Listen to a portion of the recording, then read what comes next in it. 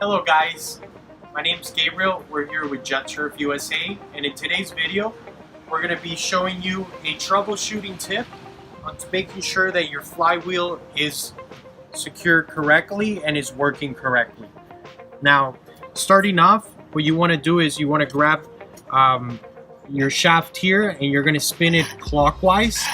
You're going to hear the engaging and the actual cylinder going up and down on the motor. And if you go counterclockwise, there should be no engagement. It should be free. Now, what this is going to signal is that your freewheel and your shaft is on correctly and there's no air going on there, or it's tight or stuck.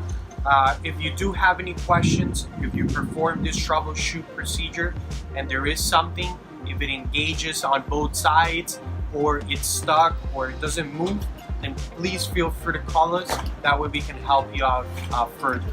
Have a great afternoon.